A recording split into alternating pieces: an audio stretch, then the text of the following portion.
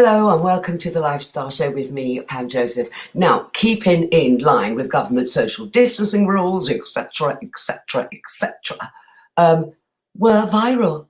So you're all welcome to my humble abode. Don't you know?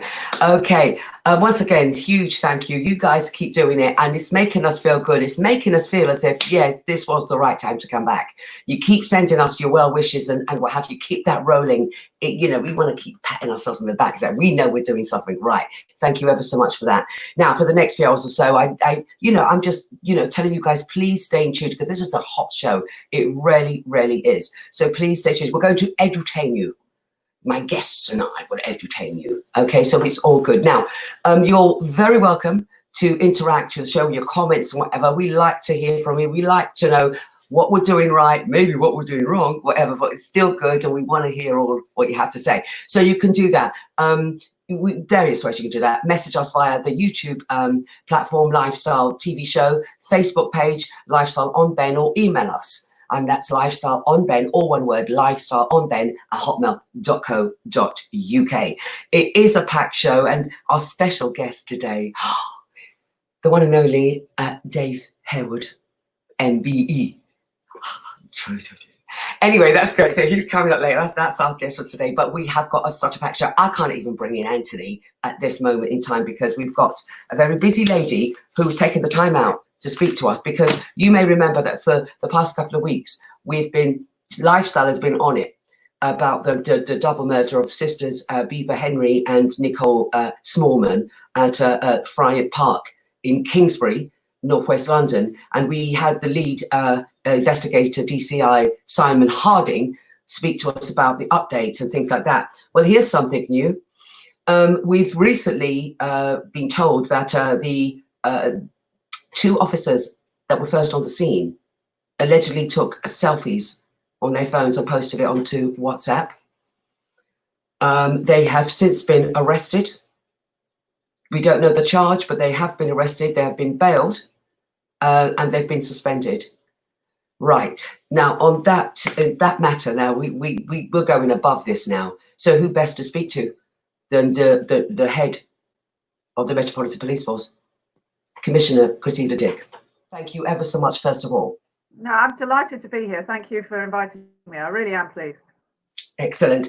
We want to really kick this off with one of the bigger stories that Lifestyle has been covering, and that's about the double murder two sisters in northwest London in Friant Country Park. Now, we've been covering, as I said, and we've actually spoken to the lead investigator, DCI Simon Harding, on this to get an update and to get that appeal really rolling out there. Now, we've just heard damaging news this week about two of the officers who was at the scene taking selfies. What can you tell us about this? Well, it's an appalling double murder of two beautiful young women, and absolutely heartbreaking for the family and everybody who loved them. I do want to start by assuring you that I have had personal briefings on this case pretty much every day. I am deeply concerned that we find the person that we did it and we bring them to justice effectively. And we have put an enormous amount of resourcing and expertise into the investigation. And I have a very great deal of confidence in my investigators and everybody from around the country and beyond who is helping them. And that includes your viewers and members of the community who've been contacting us over the last few days. We must find this person and we must bring them to justice. I just wanted to say that IOPC is actually investigating the investigation, because we're starting with the fact that the alarm bells were ringing the following day, Saturday evening, when they was first reported by family members that the ladies were missing, it would seem. Now, it seemed as if it took almost over 24 hours for the police to get involved. Now, one of the things that I'm going to say this, and I have to say correctly to you, DCI Harding spoke to me and said it was a member of a passerby who saw the ladies and tried to wake them up thinking they were sleeping. Now, we now know it was the boyfriend of Nicole Smallman that they went out and they found the dead ladies. So even in that respect, why did it take the police so long to even do a recce of the park where the ladies were last seen? So I think you're aware that the Independent Office of Police Conduct have been looking at the early hours after the two girls were reported missing, and whether the actions of the police were appropriate, whether there are any lessons to be learned from that, whether we could have done anything differently. And it's not appropriate for me to talk about what they are, looking at, and I don't know what they have yet found. But rest assured, if we did not act in the manner that people would properly expect us to, then there will be consequences for that, and there will be learning. But I don't want to prejudge that at this stage. Of course, it is right that the independent office review, particularly when the family, as is in this instance, are unhappy with the first few hours of this very complex matter. You asked me also, though, about the allegations about images taken at the scene. Again, this is being investigated utterly independently, and I have no doubt thoroughly and robustly by the Independent Office of Police Conduct. I will say, though, that if the allegations are true, then I find them shocking and disgusting, and I am absolutely certain that I speak for the rest of the Metropolitan Police when I say that. But there must be an investigation into exactly what has happened. Yeah. And the last thing I would like to say is, for the family who have lost these wonderful girls, I hate the thought that the actions of my officers, now alleged, has brought them any further distress. And I apologise for any further distress that my officers may have brought them unnecessarily, as it appears. But we should wait to see the outcome of those investigations. And I have sent my condolences. I do so again. Rest assured, all your viewers, we are putting an enormous effort into this investigation, and have done so as soon as it became clear this was a murder. Mm-hmm. I mean, it obviously damages the look of community-led policing, and in this climate to try and what the relationship that the communities have with the police is utmost at this time. So this is obviously rather damaging, isn't it? I'm sure some people will be, hearing about this, reading this, and being concerned. Obviously, I understand that. Right now, of all times, as we come out of COVID, as some people are feeling, very worried about themselves, their families, their futures. Some people are very angry. Some people in some communities are feeling more affected by COVID than others. And we have had this sort of protests on the streets of London. Absolutely, it is vital that we work together, that we stay calm, and that I, as Commissioner, reach out to everybody who can assist me in policing London and keeping Londoners safe from violence and disorder in every way I can. That's partly why I've come on this programme. Your viewers are a vital part of keeping London safe and calm. Indeed. We're talking about coming out of COVID, coming out of lockdown. Yes, we know about these, everybody's calling them illegal raves, and young people wanting to listen to music or what have you, and it is part and parcel of going against government instructions to social distance. But what do you I'm trying to think about, I've got two daughters, I've got two young daughters, and I got to tell you, they haven't been obviously going to but they're very frustrated. They've been sort of locked away for months. Do you see sympathy, any kind of sympathy at all, that something could be done, maybe even make it legal in another way, that perhaps open up a park for, and making sure that people can be distanced, but let them have their little rave? And this is going to carry on, is it not? So I absolutely have sympathy with everybody who's been affected by COVID. Obviously, most particularly those people who've lost somebody or had a massive restriction on their life as a result of it for a protracted period. People have lost their jobs. People have been very worried about their health. And many people, particularly, as you say, perhaps young people, have felt incredibly frustrated about being locked down and in a confined space, sometimes with lots of other people, and just want to get on with what feels like normal life for them. Of course, unlicensed music events in squares, in estates, and that kind of thing have always been against the law, and there has been likely to be enforcement of the law. This is now obviously made even stronger by the health risks that there are for people gathering together in a small space. And the ones that we've had in London over the last few days, I must tell you that the local community were the people ringing us saying, for goodness sake, stop this. This is, it's going to be incredibly loud. We're worried about crime. We're worried about what's going on out there. They're worried, obviously, about the health implications, everybody together and then going back to see their families. So I understand it is difficult, and not everybody is going to, find it easy to go to a park and sit quietly there or do their exercise. People have different ways of expressing themselves. But right now, people need to look after their health, and we will be upholding the law and, of course, seeking to keep people safe from violence, stop disorder, but we cannot allow unlicensed music events to go forward without our intervention. Okay, well then let's move on now to the Black Lives Matter movement. I mean, you have done, I think personally, you've done quite well in ensuring that they can do these protests, they can do these marches. Let's keep it peaceful. We're always going to get elements of certain groups who want to sort of distract from what the movement is all about and behave, unseemly. But you've done well so far.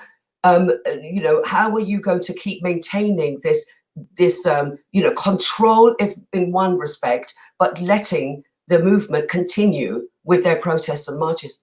So every planned or even unplanned protest or event will be dealt with by the officers on the ground and in command on a case-by-case basis. As you pointed out in the last question, it is in fact still in direct contravention of the health regulations for more than 6 people to gather en masse.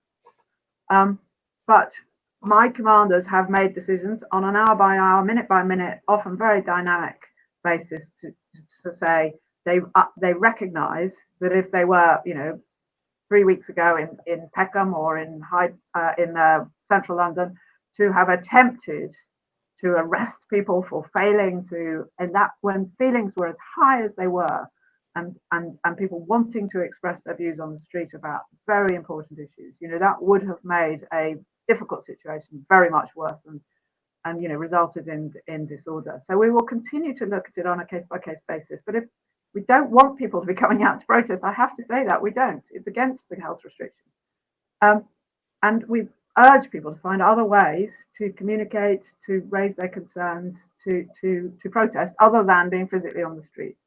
But if you are going to come, then please be peaceful, please socially distance, and please work with us, speak to us, because we can then help keep you and other people safe. And as you say, sadly, some, not the majority, but some of the Black Lives Matter protests, the big ones, have ended up with some people there who were intent on violence and really shocking violence against the police.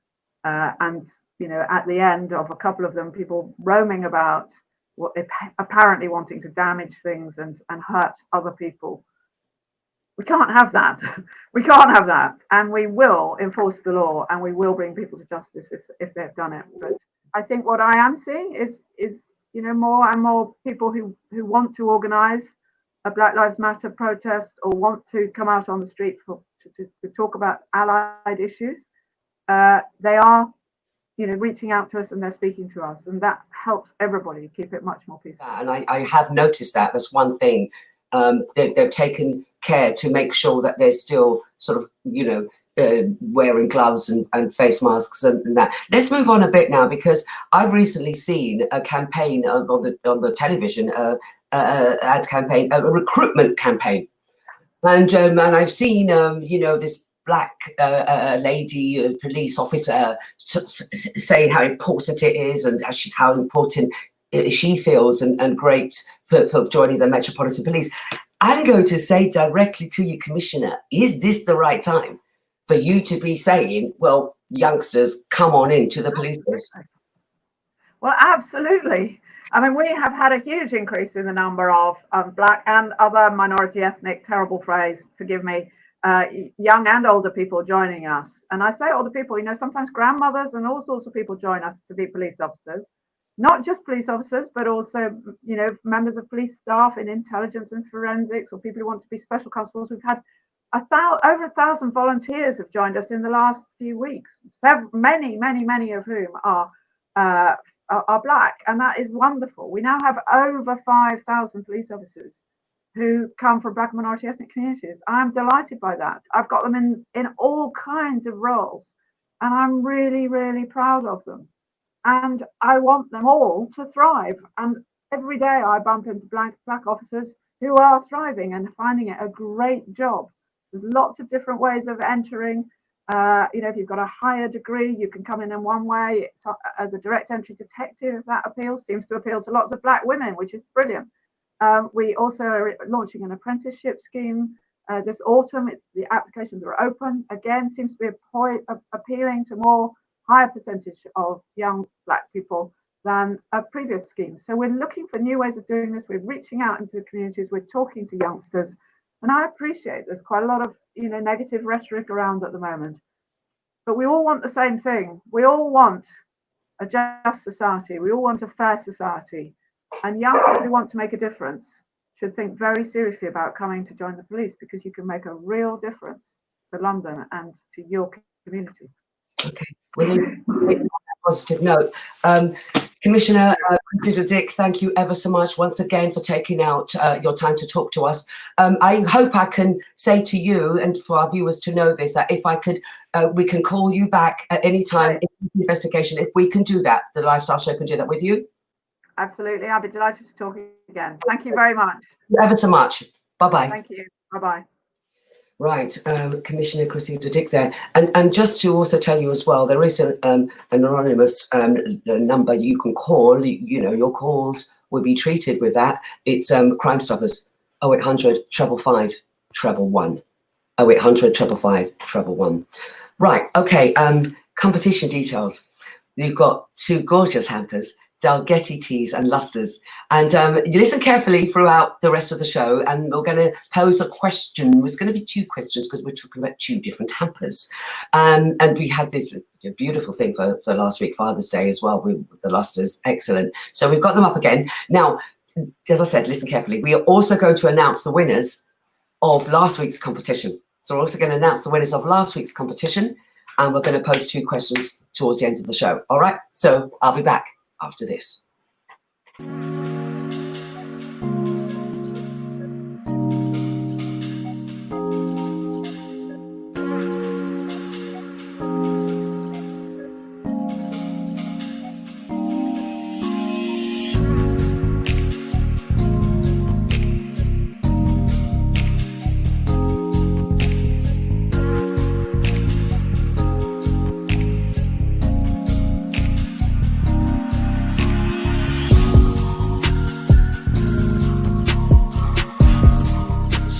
Now, let me tell you about this particular individual. He's one of Britain's most talented, gifted, intellectual black actors. He's also a writer and a presenter, and alarmingly handsome. And so it's not surprising that he has recently received a BAFTA award. We can tell you about that in a moment. Ladies and gentlemen, joining us on the Lifestyle Show, we have David Harewood, MBE. David, are you with me?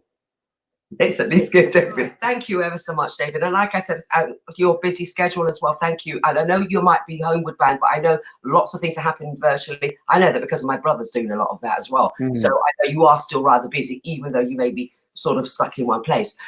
Thank you. I wanted to sort of, first of all, tell the viewers, yes, the BAFTA award, you was... it's just a nomination at the moment. At this moment, I'm putting my foot forward on it because I've given you some good luck here because I know you're going to get it. Thank you. But yeah, nominated for the documentary, David Harewood, Psychosis and Me. When we looked at that documentary, I cringed at some points, can I just say this, because how deep it was. And I must tell you, we got that from so many people saying, wow, what a remarkable man to you know, as famous as you are. But for one moment, I want everyone to be on tune with this. We're going to come back in this and talk more about this. But the actor, David Harewood, let's talk about you, and let's talk about your beginnings. RADA, our Royal Academy of Dramatic Arts, my gosh, you started that off at 18 years old. Talk to us about your route. Well, you know, I kind of came to acting quite late. I was always a bit of a classroom clown, really. I never took education seriously at all, and I was very fortunate that a teacher said to me, you know, what are you going to do when you leave school? And I had no idea. And he said, well, you know, we've been talking in the staff room. We think you should be an actor. So, I mean, I had no idea how you went about doing that, but it seemed to make sense because I'd spent most of my time sort of fooling around and playing around, and you know, I'm lucky that they did see that in me because I didn't see it in myself, and it was all very, very quickly. It was all very quick after that. I did lots of auditions and auditioned for the National Youth Theatre and got into the National Youth Theatre. I did 2 years at the National Youth Theatre, and then they said to me, you know, you're pretty good. You should go to drama school. I then went to RADA, as you say, did 2 years at the Royal Academy of Dramatic Art, and then had this kind of, it was a big start to my career. I was sort of, you know, one of the first classically trained black actors, but it was a tough start for me. I came out into a world that I found very difficult, and I think that's what caused the breakdown. You know, I was, you know, pretty well spoken, and even black people were a little bit suspicious. And who's this? What is this? They couldn't quite take me, and you know, the white establishment was forever, you know, standing against me and saying you couldn't do this, you can't do this, you couldn't do that, you can't do that. So I was sort of. It was a tough beginning. I was sort of shunted away from my own community, and had walls put up by the white community. So it was a very lonely place, and I guess that's what caused my breakdown. But just before that, you started off in 1990. You appeared in The Hawk. I mean, you as though you're saying it, and it's sort of sounding really easy, but it wasn't. But you still got a lineup of productions, whether they're stage and TV. That's really rather impressive. And when you say that, you know, you were sort of, you know, blocked here or maybe a hurdle to there, it just still seems as if, you know, it always worked. I've been lucky. And that was part of the problem. I was always working and sort of not really able to. I mean, I'm a working class lad, so turning work down was never. You don't turn work down when you're poor. So. I was always saying yes, and you know, I was driving up to Manchester doing this, and driving down to Birmingham and doing that. So I was always working. It was very busy. My CV is long. I've been in the business for 30 years. So yeah, I was extremely busy, but it was sort of I wasn't really in control of it, which was that's why it all sort of came crashing down on my head. Yeah.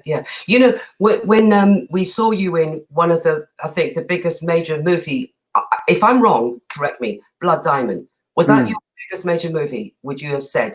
Yeah. Now, you had some huge stars in that. So, as I said, how we look at you, David Harewood, everybody says, yeah, well, I could say in that language, clear. Right, that's what everybody says about you. We didn't know about your struggles at this point. So it did look as if you were very, you know, a sought after a black British actor to even go into the Hollywood realm and what have you. So you hid it well.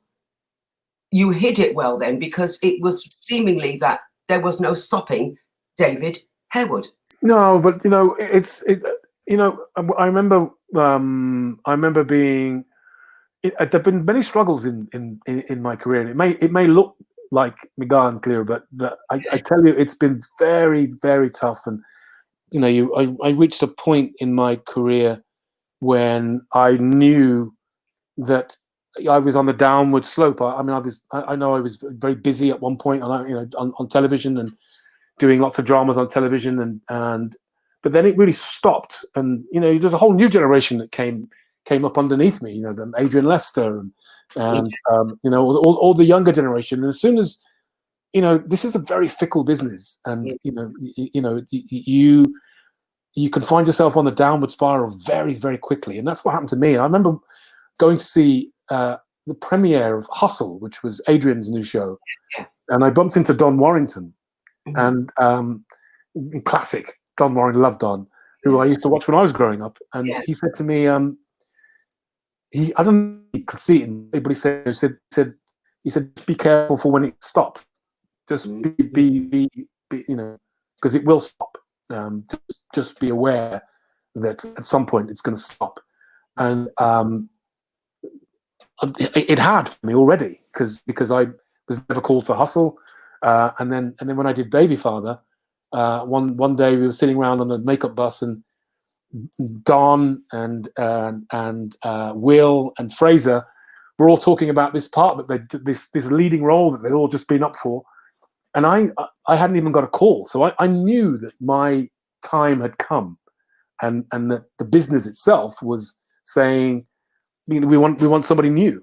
So those were really difficult years, and a lot of the work I did in the preceding 5 years was really I wasn't very proud of. It was just to pay the mortgage, because I wasn't really in a very good place. And when I got Homeland and went to America, and I haven't worked in England for 10 years. Yeah. But when I got Homeland, I had £80 left in the bank, Pam. I was done. So America came along at the right time, and I have the second. The Indian summer of my career has been fantastic, because I've been in America, and you know, doing Supergirl and doing big American shows like Homeland, and that's really been my savior. But my English career was pretty much over, to be honest with you. So at the point where, then we're going to come on to this now, you're doing Great Guns at the present moment, and everybody would say that you're doing Great Guns. It's lovely to see you. By the way, you've got such a neat American accent. Anybody would think you were born there. So that is down to your skills. But let us now then reflect on David Harewood, My Psychosis and Me. What on earth possessed you to say, I'm going to reveal my darkest, most dismal time and my weakest moment of my life as a black man? I need you to tell me, what was that? What made you say, I'm going to do this? No, I just wanted to find out. I had no idea. I've always wondered what happened to me. It happened nearly 30 years ago, and no one's ever explained it. I've never had any similar bouts. It's never happened again. I've never struggled mentally again.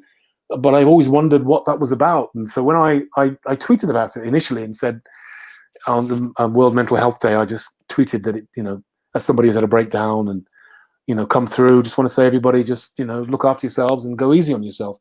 And I hadn't realized that I hadn't gone public with it. I did it quite flippantly, and I actually got on a plane and flew to America, turned my phone off on the plane, obviously. And when I got off the plane in Vancouver, where I was filming, there was something like 40,000 retweets, and BBC, ITV, everybody wanted to talk to me. I was like, damn. I didn't realize that it would be so widely interacted with. Yeah. And then I wrote an article for The Guardian, and a very good friend of mine who knew me around the time I had the breakdown read the article and said, that's not how I remember it. Mm. And I thought, have I missed something here? So it was curiosity. I just said, look, you know, I knew I had a really amazing experience, but maybe I've got it wrong. Maybe it wasn't quite so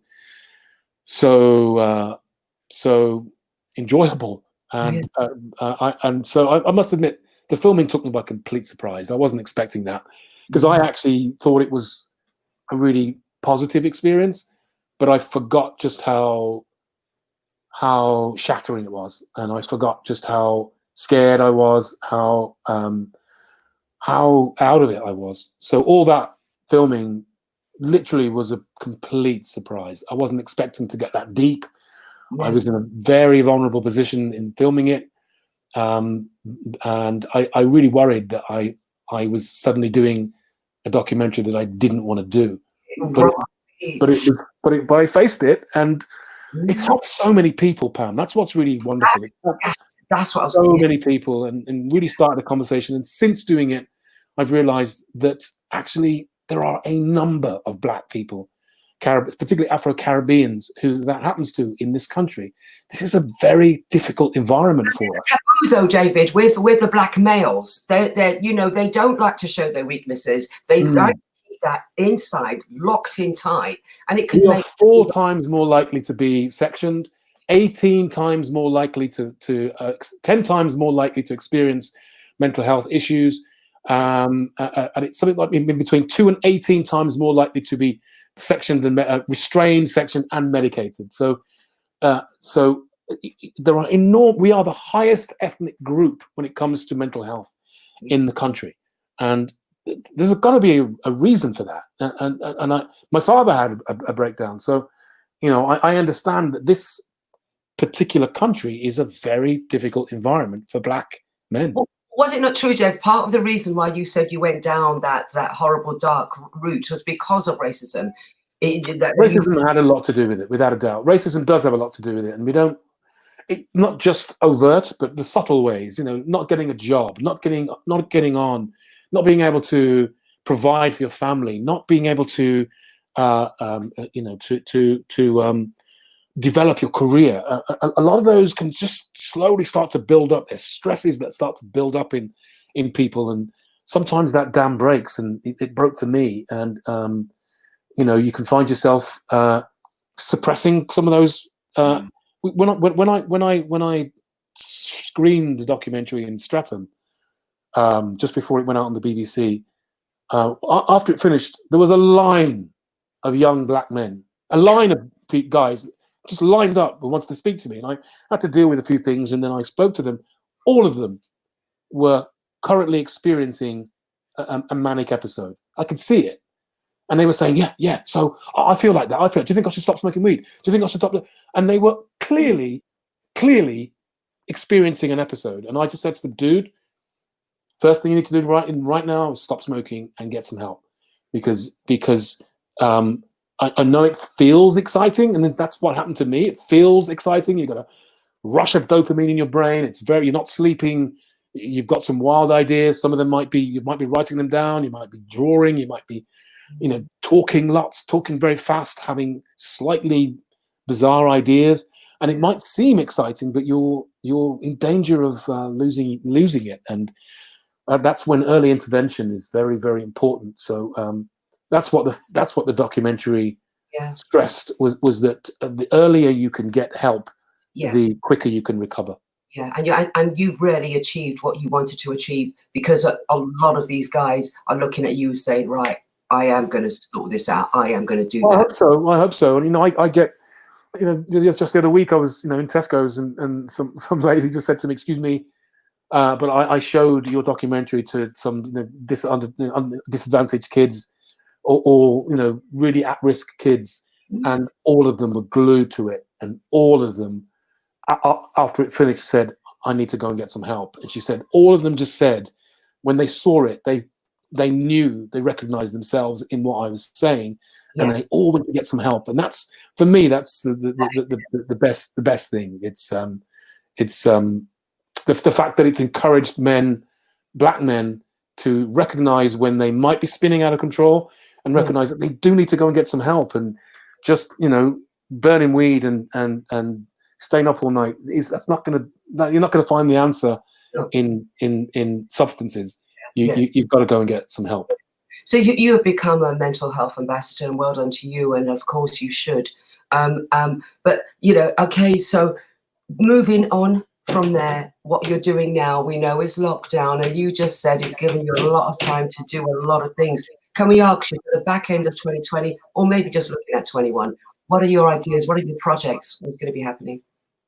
I've got a few more documentaries on the boy. I can't really say too much about those, but also looking to produce a drama here in England. Early stages, but I was always, one of the things in lockdown, there was a tweet going around, everyone saying, what were the most impactful TV shows that you remember? And people were talking about all these Cracker and all these TV shows.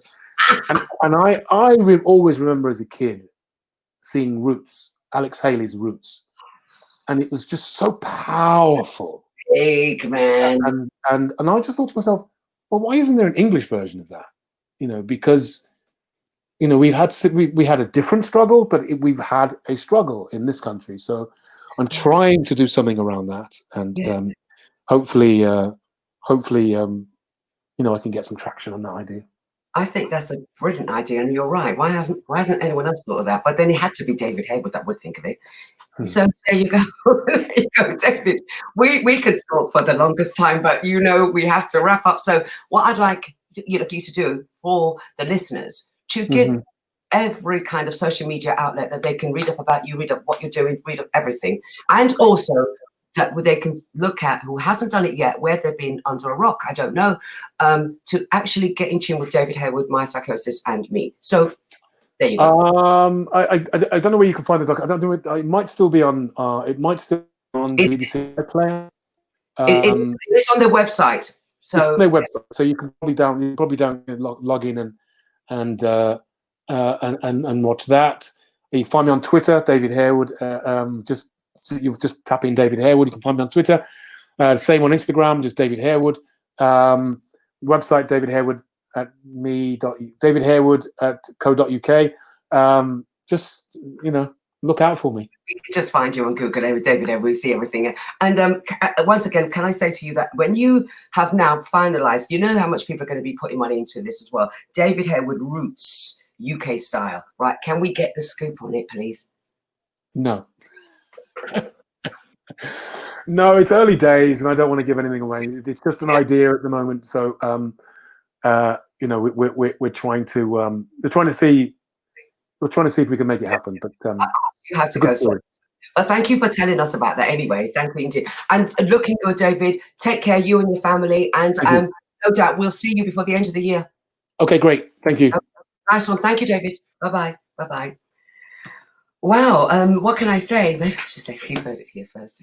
David Harewood Roots. I don't know.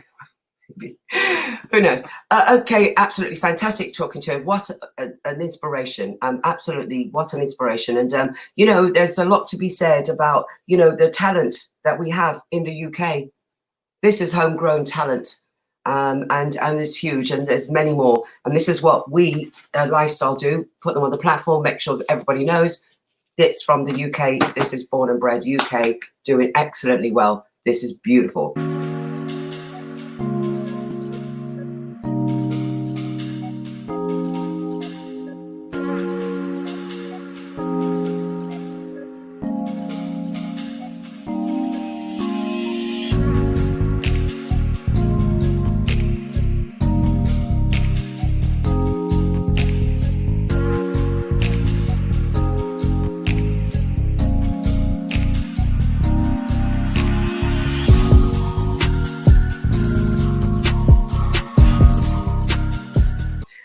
Right, what can I say? Next up, we have celebrated, the UK celebrated, 72 years, the launch or the landing, I should say, of SS Empire Windrush.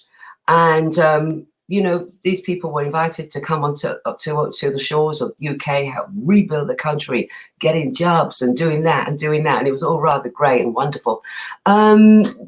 Spin X amount of years forward, and then some stupid law comes in, immigration law, and it puts everything in jeopardy for loads and thousands, I should say, of people right now. Now, a petition was also presented to Downing Street on the 22nd of June. You got something like 30,000 plus. 30,000 plus, is there more than that? Signatures on this petition saying, you know, we want to look into this debacle. We want more action to be done.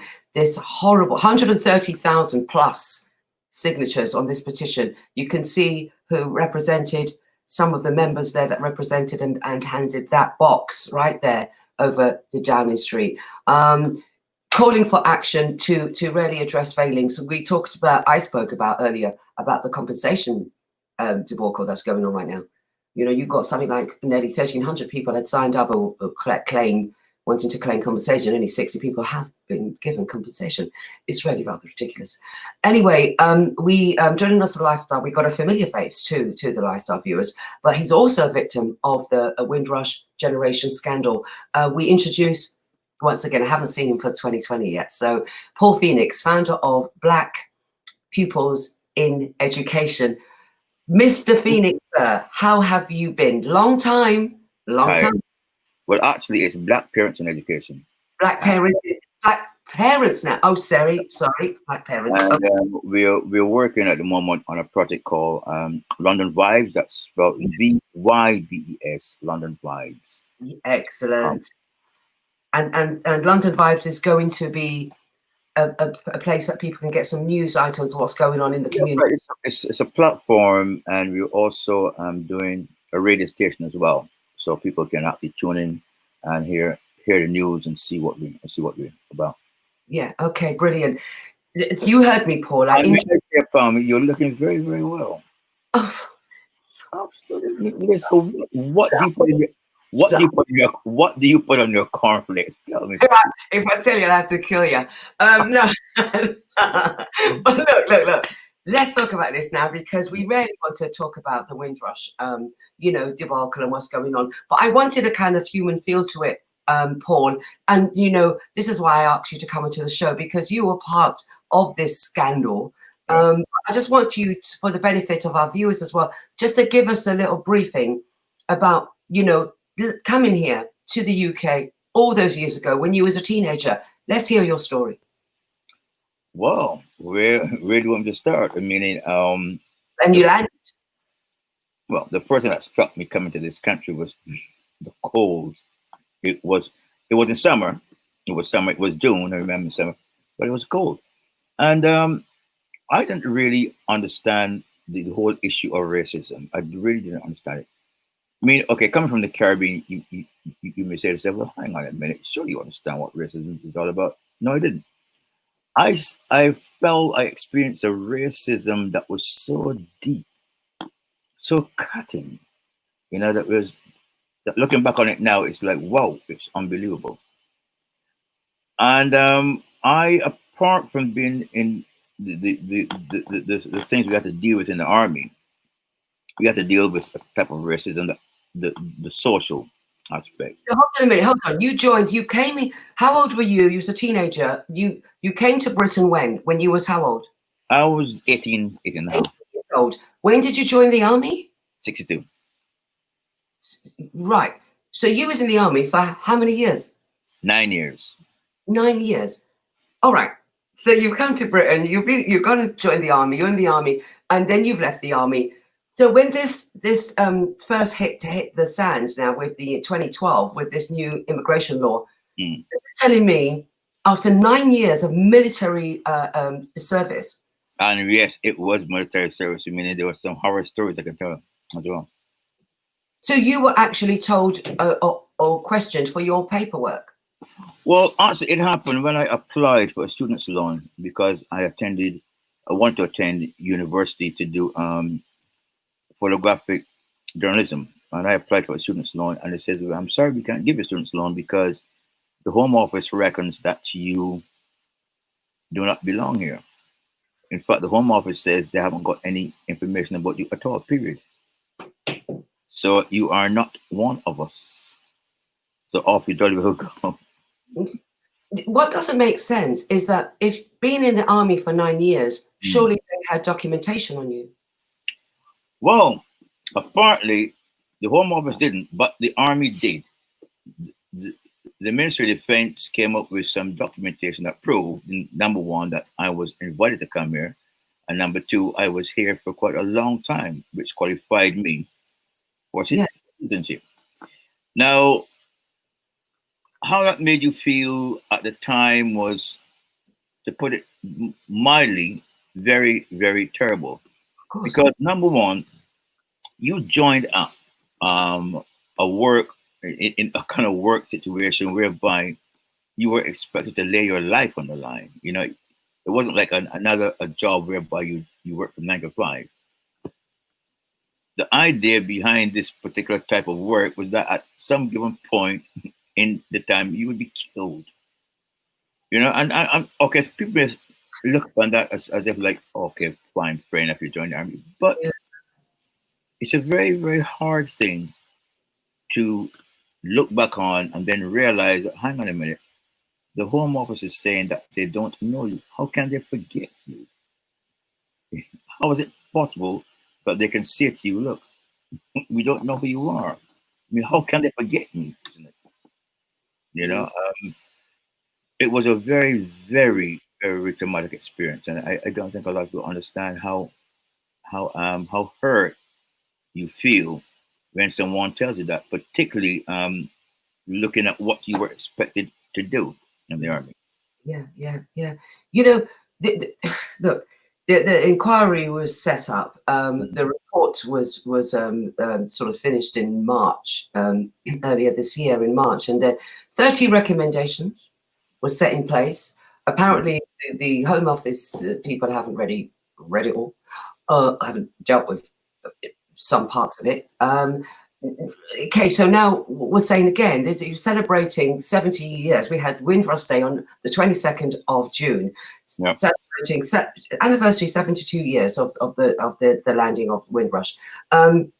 This scandal that came about, it was deflected, U-turn made, bang, apologies said, compensation meant to be coming through. Although 2 years on, I was saying that there's nearly up to could be up to 1,300 people that have applied for compensation, and only 60 so far have been given any compensation. Again, we're still looking at foolishness. Well, it's I really don't mean what words really fail me. How can a country that is so good at administration, because make no bones about it, if it's one thing this country is good at, it's administration. They keep notes of everything. Everybody in this country is logged, is tagged. So they know every single person, or they should do, who is in this country. So how can they say that we don't know you were here, we don't know what you did, we don't even know that you existed in this country? I think it beggars belief, really, truly. They wanted a reason to sort of deal with immigration, and they looked at this. This was one that they felt that, oh, we can actually do something about this, because what was said was that a lot of the younger children was obviously, back in the day, you're on your mum or your dad's passport, aren't you? You don't necessarily have any documentation yourself. And what you did was, some people just sort of didn't even bother to sort of get their own going on. And this is what happened with thousands of the Windrush generation. A lot of people felt, and still feel, that the Home Office has done them a dirty, right? You cannot sort of really explain and put it into words how you actually feel, towards this particular issue. I think a lot of racism played a part in some of the decision-making processes. They're not too worried about it.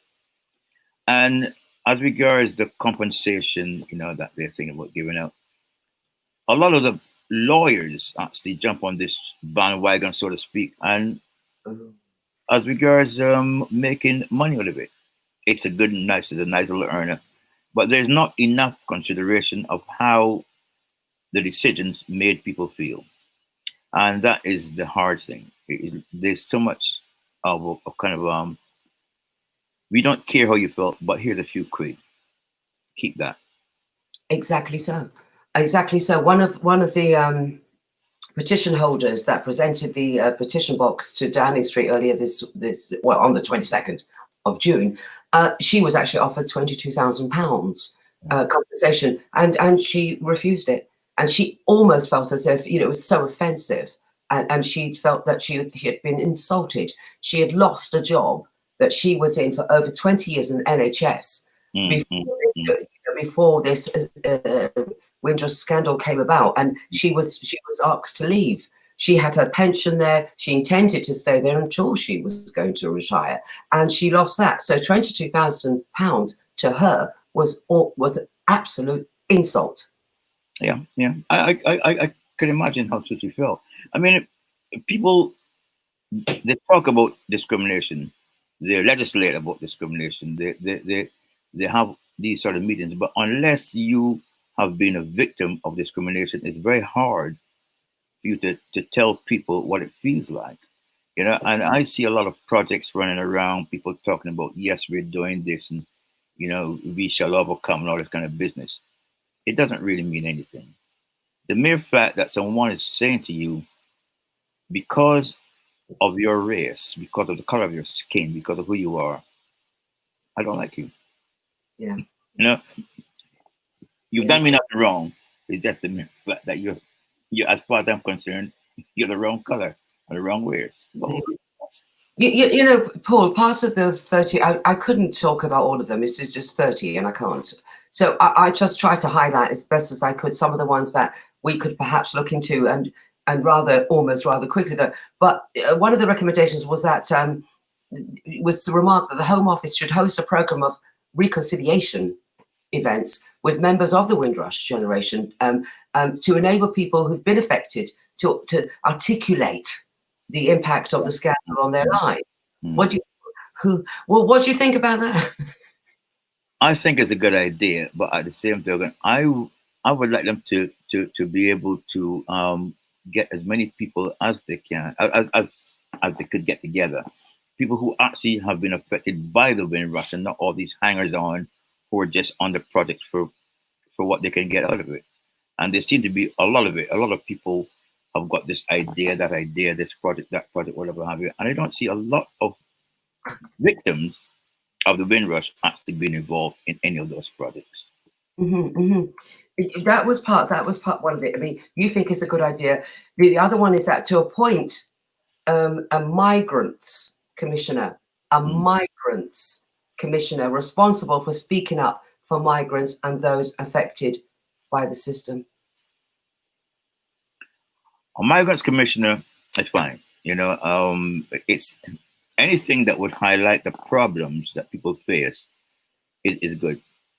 The one thing that concerns me and a lot of people is how it would be panned out, how it would be managed. Would people who are part of the Windrush generation be in a position to put their point of view forward, or would it be just done for them? You know, and, in the case of here, we have a project run by Mr. and Mrs. So-and-so, and they're doing it for you. Now, it doesn't matter what race they are, black or white. It doesn't really matter, as long as people understand that you are talking about a group of people who sacrificed a great deal to build this country up. You know, and I think the sort of pittance and the whole attitude about the way that they're being dealt with actually leaves a hell of a lot to be desired. Yeah. And lastly, obviously the last one we've got here, the Home Office should take steps to understand the groups of and communities that its policies affect throughout improvement and engagement, social research, and by involving service users in designing its services. You've always said about the roots, you know, you've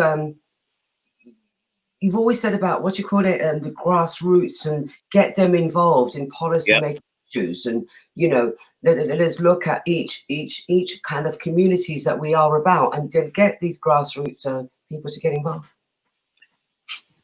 It's hard. It's very hard. The decision-making processes, the people who make the decisions, they make them without consulting the people who are the recipients of those decisions. In the case of the Windrush, there are so many people who are jumping on the Windrush bandwagon, so to speak, to do this, do that, whatever. Not enough people who are the actual Windrush generation are involved in those decision-making processes. The Home Office has got to say, well, hang on a minute, how many people in your group are actually part of the Windrush, who are actually part and parcel?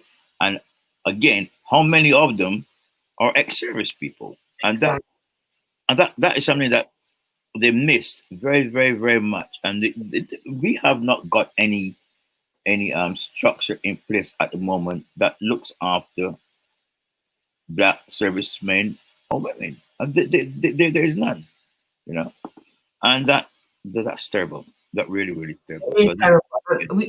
Listen, what we're going to do, Paul, Lifestyle is going to keep our eye on it.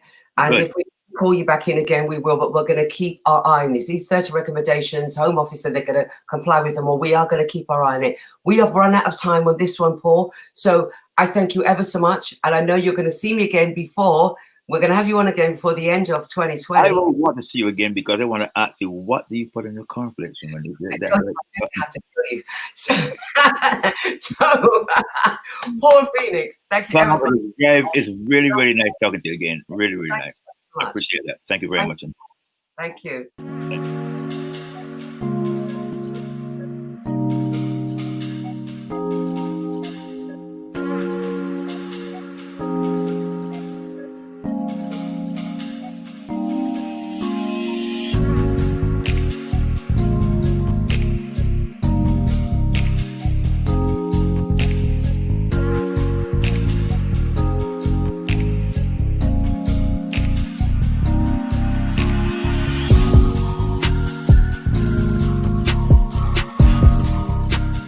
The Black Lives Matter movement, and I've sort of taken it on a next level, because what I wanted to do with this one was to sort of like talk about, perhaps more to do with the creative side of it, musical side of it, and what have you. Last week we had the Mad Professor, Neil Fraser, aka the Mad Professor. We had Orlando Gittins, the events management and promoter.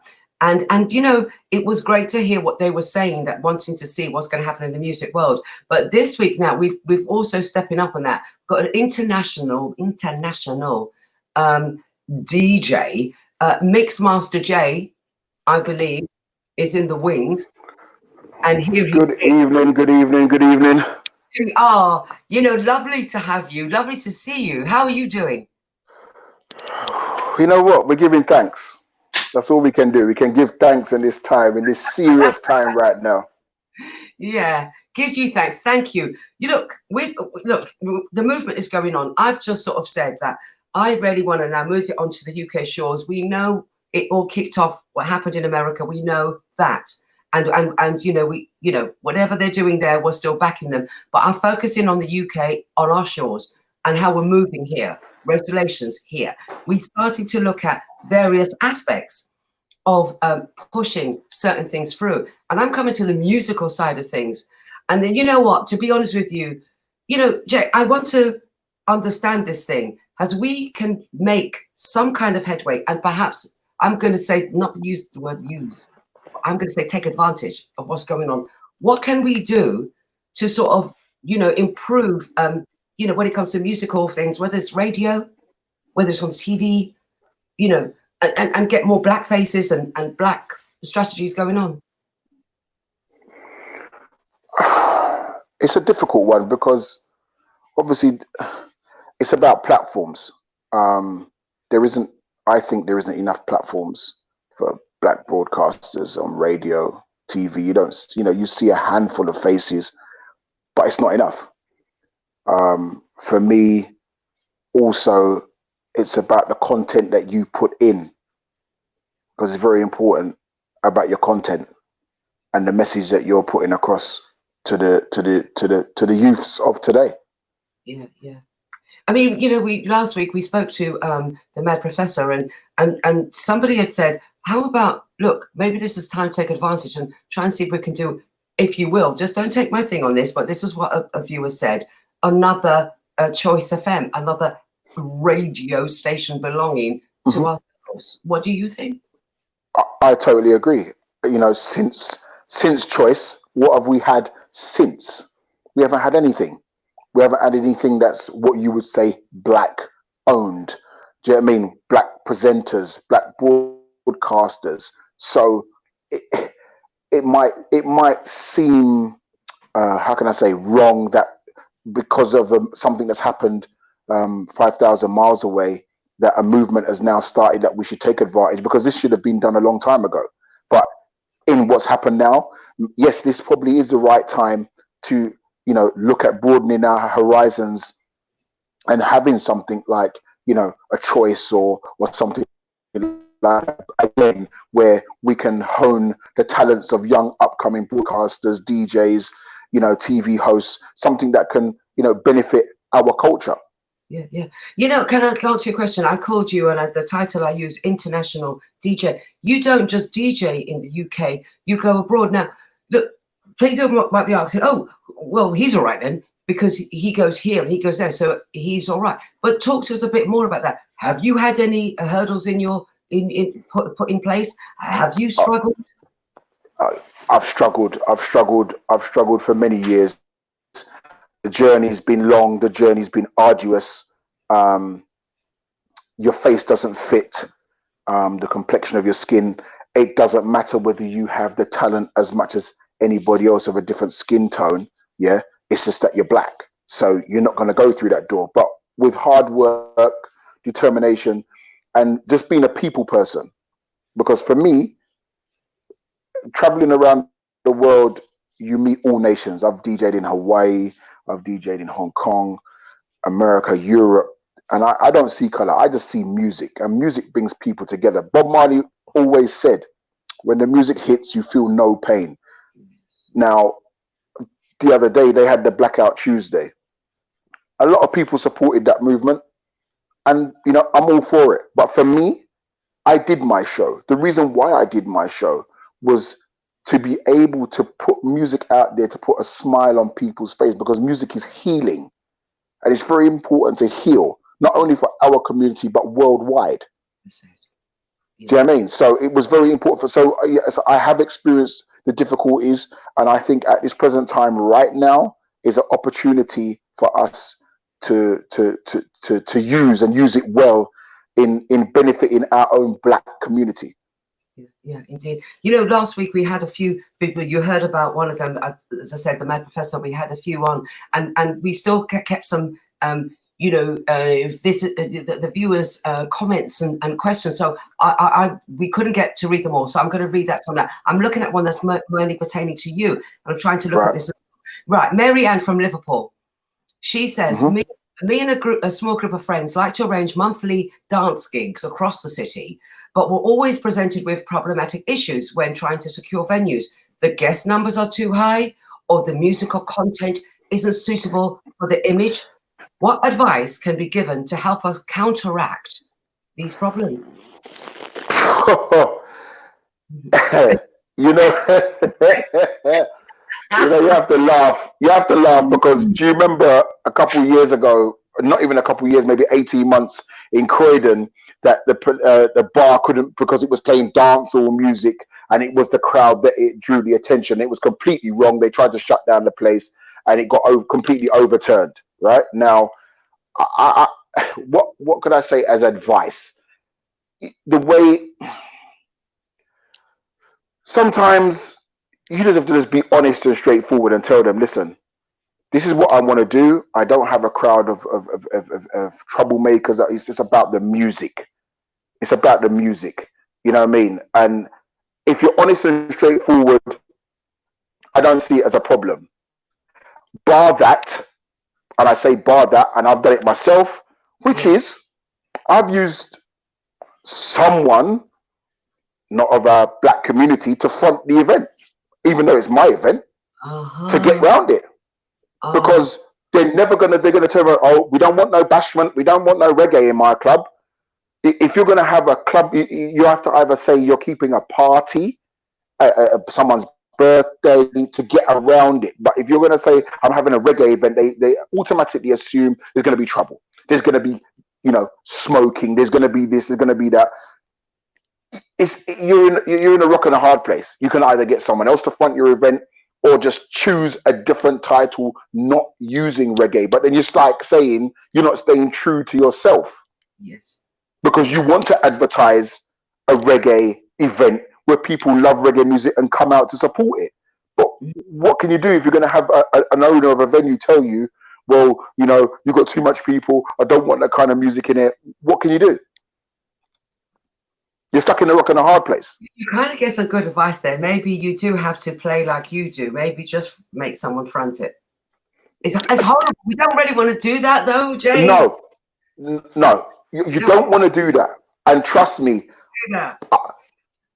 I don't want to do that. But unfortunately, as you know, in London, where was the last reggae club you could actually say you went to? The last official reggae club was David Rodigan's Gossips in the West End, or Moonlighting at Greek Street. There has been nothing since that time. Yeah? Because if you're talking about reggae events as in roots reggae, Just Shaka, Sir Jesus and all those sounds, if you look at the clientele that go to those events, it's 99.9% white people that go there. Let's just not get this twisted. Yeah? Even though it's reggae. It's reggae. But if you're going to say that you want a mix of a crowd and to come out and enjoy themselves to some authentic dancehall and reggae music without having to water it down, where? What, Liverpool Carnival? Notting Hill Carnival? Well, from Liverpool to Notting Hill to Derby, Pauline from Derby, this is the last one because it's still radio.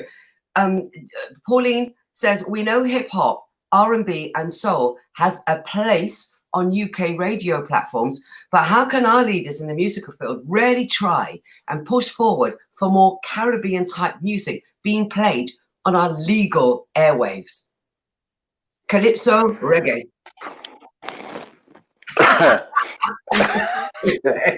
don't know. I didn't expect to get these kind of hard questions. I think. No, I mean, these were from last week. I've put it through because we didn't get.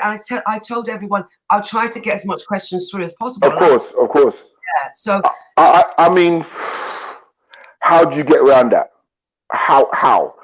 On the platform where I'm on, I play authentic reggae and dancehall. Yeah, on the platform I'm on.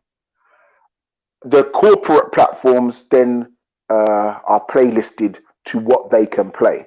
Yes. So it would be a mixture of R&B, hip hop, reggae, a touch of reggae, a touch of dancehall. I can't speak for the corporate because I'm not corporate, I'm community. So I have free reign. How to push it forward? Maybe it's a petition that you can petition your favorite DJ that's on that station to say, look, we want to hear more of this. And if you've got enough signatures in that petition, then who knows? Because the more signatures that you have, the better. People pay attention to these things nowadays. So a petition to that radio station to say, look, we would like to have 1 hour dedicated. And they'll probably turn around and it might be that it could be said, oh, well, you can have it at 11 o'clock at night when everybody's gone to bed. Hey, but it's better than nothing. You might be able to record it. You might be able to you might be able to stay up. People work the night shift and be able to enjoy it. But if you have a petition signed, at least if you've got the names, maybe they can take some sort of action. If not, then support your local community radio stations and give them extra support, knowing that they're going to be trying to deliver the music that the black community wants to hear. Mm-hmm. How have you been finding the lockdown, Jay? Because you're great, because it's just like that, isn't it? It's radio, it's this, it's that, it's online, it's this, it's that. But it's still, on a personal, how have you been finding the lockdown? How have you been finding things? I mean, for me, my stock has risen even more because everybody's been at home. Yeah. So people are very appreciative. obviously we've had the bit where everybody's a DJ and everybody's streaming online or whatever, but the platform of radio, for myself, I've been doing my show from lockdown started till now, and interviews. I recently just did Shaggy. Do you know what I mean? That was an absolutely hilarious interview. You can check that out on my website at www.mixmasterj.com. You can see that interview. And Richie Spice. The interviews, obviously, artists are still dropping their music. Some say no, some say yes. So for me, it's been great for me. Yeah. For me personally, it's been absolutely fantastic. Yeah, excellent. Well, I mean, you've always been so popular anyway. I mean, I don't know that this is an advantage. We should take the advantage of what we're doing and utilize it, develop it, redesign ourselves. I mean, we've redesigned ourselves. Look what we're doing. Whereas you're sitting in front of me, smoochy, right. And look at it now, but it's a completely different level now, because everything now is gone virtual. It's virtual Zoom party. If you're going to have a party, it's like, oh, well, Ben and Lifestyle going to have a party. Well, it's going to be on Zoom because we can't get together due to social distancing, but everything's now evolved into something else. I mean, how long it will last for? Me, I'm old fashioned. I don't like this. I like to see somebody and see them and just be yourself in a natural environment. Now we're talking on this though. I know you're going to miss Jane, because this time, August last year, you was on the stage at Notting Hill Carnival doing what you do, and I went up and you was just licking. You were fantastic. Thank you. I mean, when I see music, when I see crowd, it's like I come alive. But this year, it's going to be the first year where there's no Notting Hill, there's no carnivals. There are things that are going to be being done virtually. Do you know what I mean? Will it have the same effect? Don't know. Zoom only holds maybe 300 people. I'm used to playing in Notting Hill Carnival to 5,000 people. Is there a platform that you can actually do that on? There isn't at this particular time. But you know what? At the end of the day, I move slowly with the time. I move slowly. I'm getting used to this. I mean, doing the interview with Shaggy via Zoom was like, a completely different level. Normally that would be in a studio with Shaggy and whatever. But at the same time, the advantage of doing the interview with him on Zoom is he then gave me an MTV Cribs tour of his house. There you go. So, you know what I mean? There you go.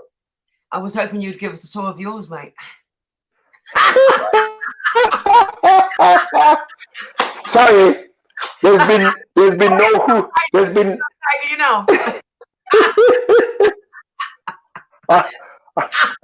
unfortunately for you lot, and for the viewers, it's bedtime for me. So as you notice, the camera has not moved from this level, because it would be inappropriate for it to move because it's bedtime. No, there's nice one. There's no touring of no house. So you and I know now we've got it hooked. We're going to be having more of you on the Lifestyle. You done know. You know that already, don't you? Yeah. Yep, no problem. All your spiel to our viewers, all your social media contacts. Instagram, Twitter is at MixmasterJ29. Check out my website, www.mixmasterj.com. All my mixes, if you want to listen to the latest mix. I've got a brand new mix in view of the time called Unity is Strength. So if you go to the website, you'll see it there. You'll also see the interview with Shaggy. I am on radio on Mondays and Tuesdays at www.heartofloveradio.com. The Reggae Drive Time show, that is Mondays and Tuesdays from 4 till 6. And that's basically where you can find me. Or you can find me maybe back here on this platform later date. And maybe I might even give a 15 minutes mega mix. What about that? That'd be lovely. And you know that would be lovely, mate. Yeah, lovely, isn't it? You're lovely, mate. Lovely. Jay, Jay, take good care of yourself, and we'll hook up You soon. too. Thank you so much. Thank you. Big up the whole team as well. Big up Hazel and Jonathan, everybody. Big them up, yeah? Thank you ever so much. Thank you. Bye.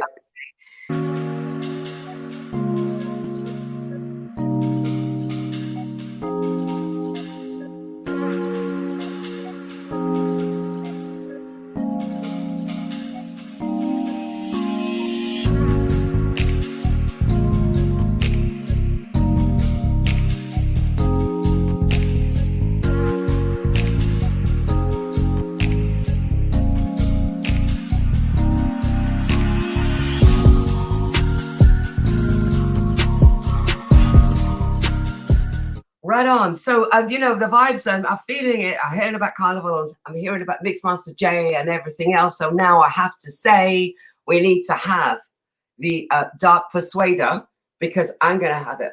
Throw it over to you for some entertainment. Anthony Jordan, are you there, Squire? I'm here. How are you? Hooking in, huh? Hooking in. That's the one. Oh, yeah. Piano. Yeah. Stop Looking into the camera. Stop showing off. That's It is what it is.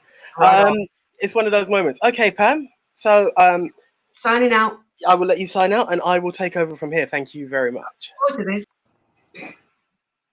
Hey, ladies and gentlemen, welcome to the Entertainment Corner. Okay, right now I'm going to have the honor of introducing a gentleman who we will be working very closely with from this week onwards. He's hailing from Atlanta, which is basically, as far as I'm concerned, the hub of all things black, all things color, all things music. There are so many greats that have come up from music, and you will be seeing so many more with this gentleman. So right now, it's my honor and pleasure to introduce the one, the only DJ Kutt.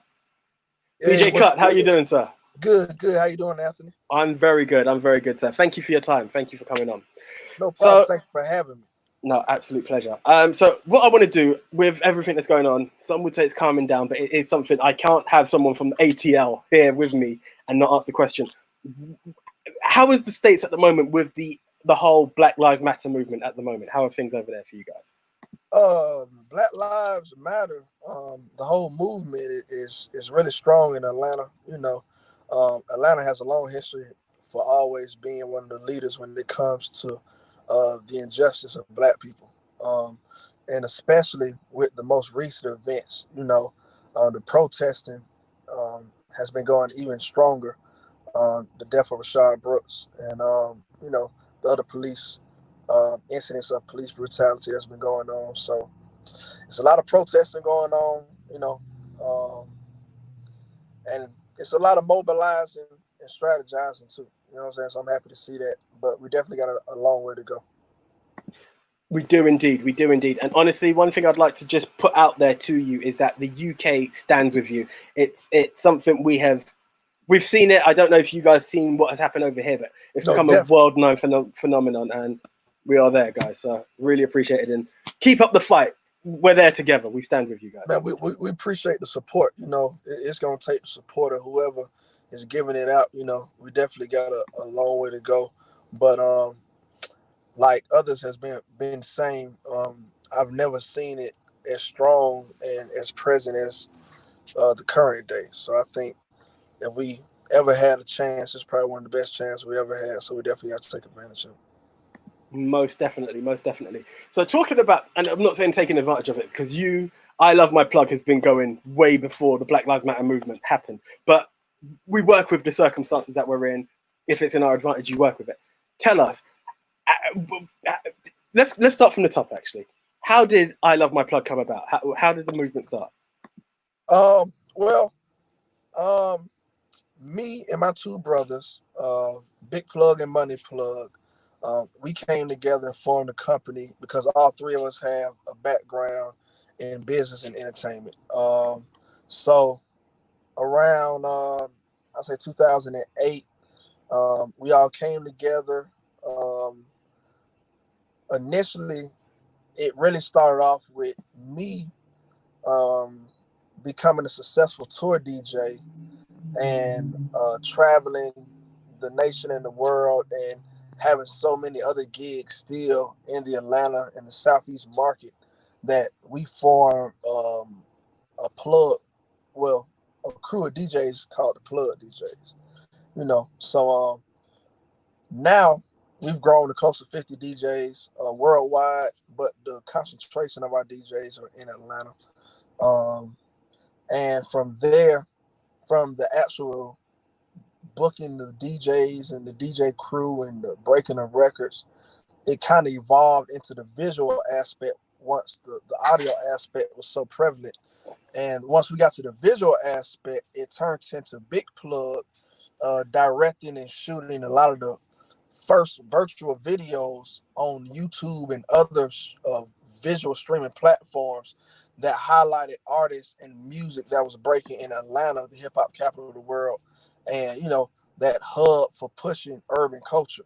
You know, the Rich Kids, the Futures, the Rich Homie Quans, you know, the list goes on and on. All those artists, Big Plug, and along with me and Money Plug and the rest of the team, we was catching and capturing and videoing, you know, all that hot music that at the time didn't have the budget or didn't have the deal, so they wasn't really going to get a video, because you know that was way before, you know, everybody picked up a camera and shot their own videos. Everybody was still waiting to get a deal for the label to pay for a video. You know what I'm saying? And we kind of was the first ones to come around with the camera and say, we're not waiting. Let's shoot the video now. Like, well, whatever we got, let's go. And those videos went viral, got millions of views, and All of My Plug brand was spread worldwide. And, you know, we just continue to seek out the next artist with the next big hit and put those records out. And, you know, and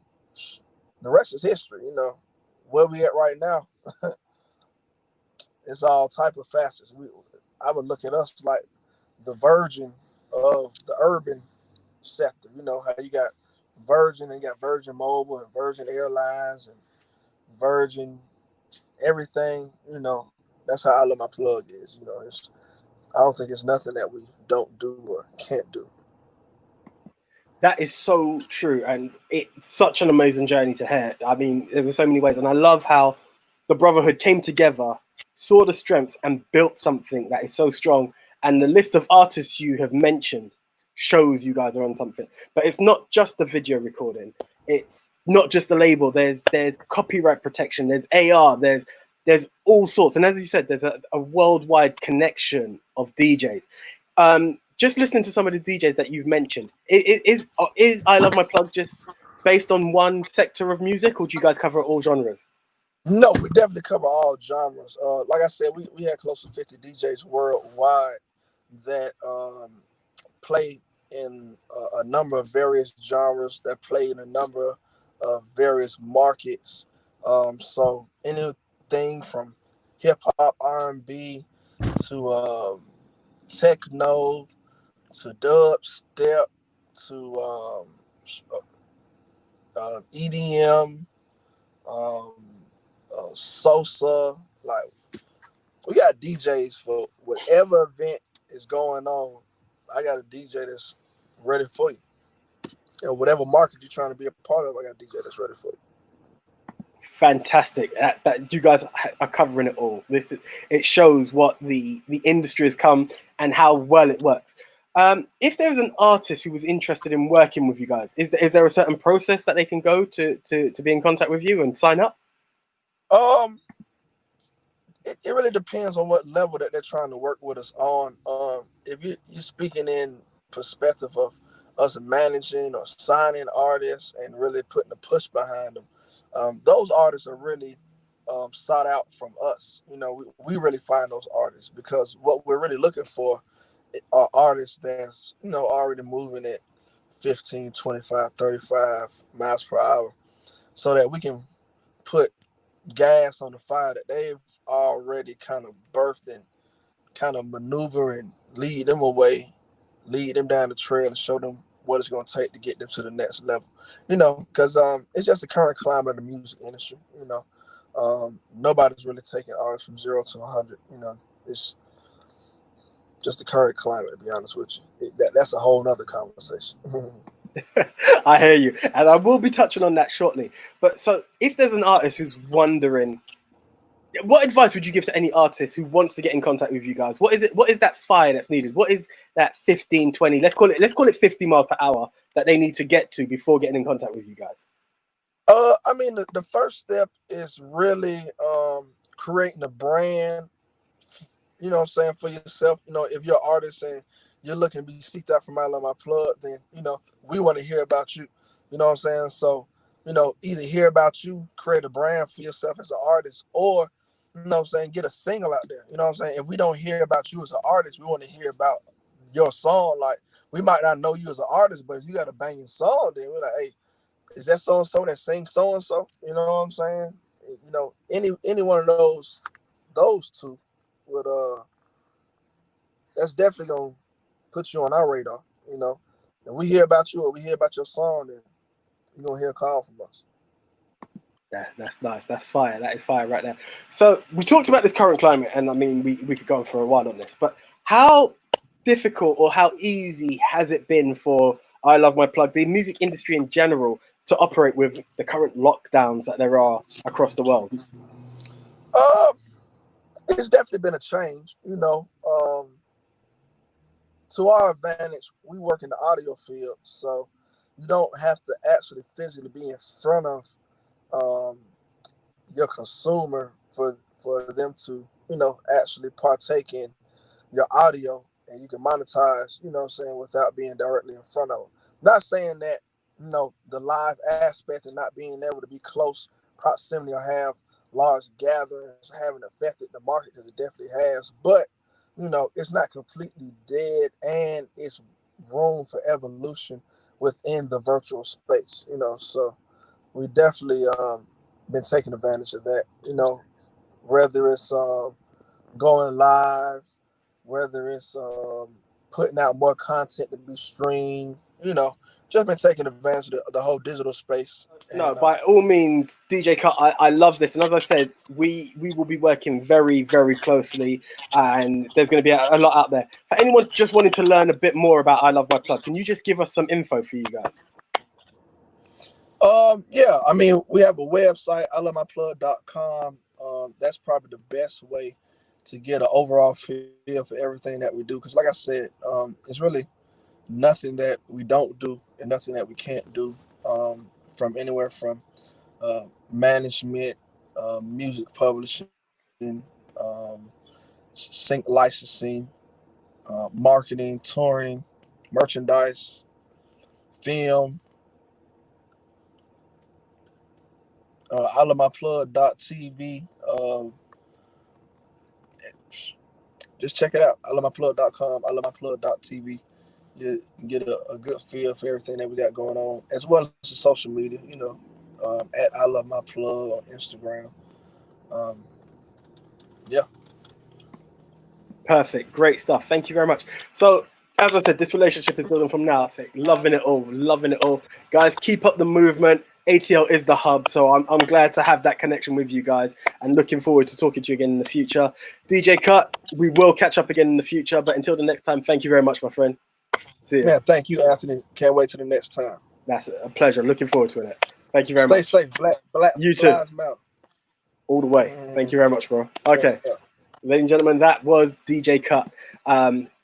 Great stuff. If you want to find out more, be sure to check it out. ilovemyplug.com, ilovemyplug.tv. You'll find out. You'll see so many different stuff. Okay, right now, I'm going to bring in the one, the only, Miss Jade-Marie Joseph.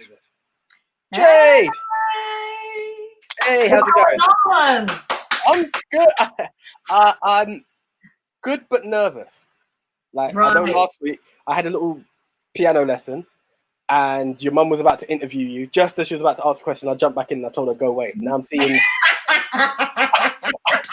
I'm seeing two chairs. Like, I feel like the comeback is coming for me quickly. Well, actually, it's a relation still, but not my mum. Okay. Yeah.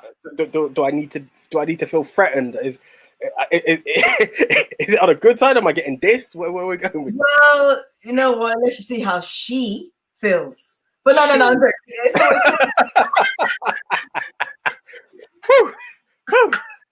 Okay. And breathe. Yes.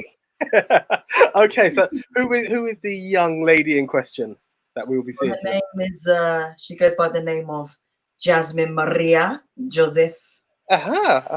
Interesting. So okay, this sounds very interesting. And why will Miss Jasmine Marie, I can't even get the R like you did, right? Miss Jasmine Maria be joining you today? Why will she be? Well, it's more she's coming from the students' point of view with lockdown, COVID, how it's affected education.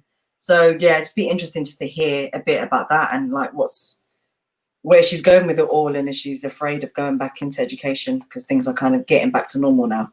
No, I hear that. Okay, well, you know what? The stage is yours. Okay, See ya. Jasmine, I'd like to take a seat. All right. Yeah, Hi. yeah. Right, everyone. Hello, this is my youngest sister of 18 years old.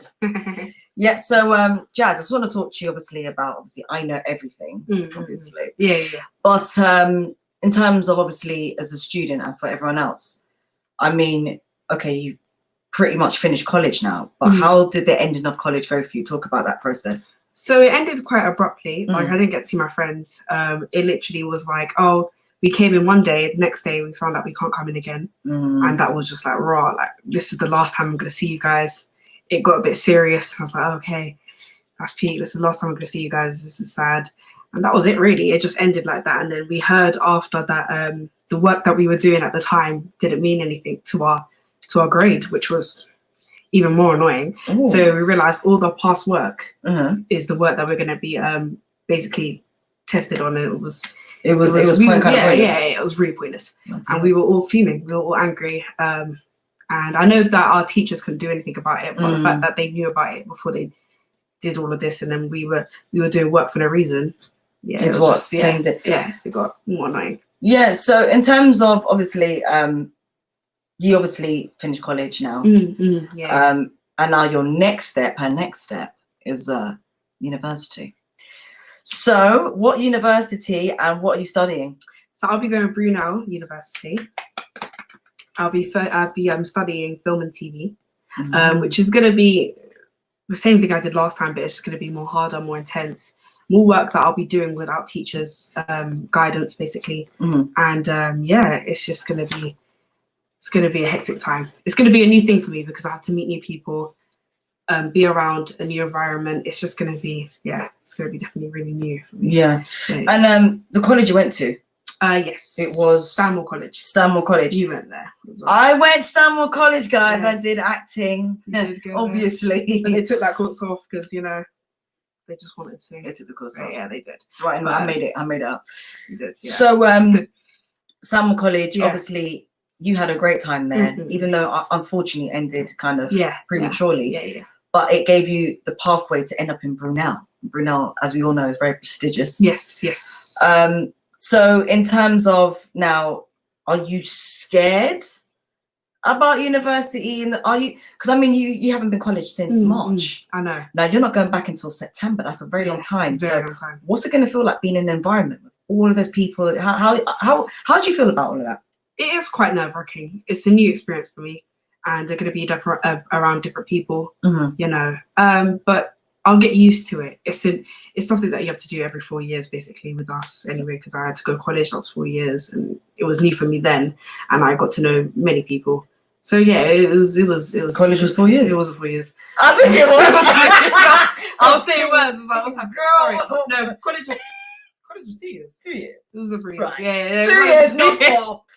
No. I'm in high school. That's 5 years even.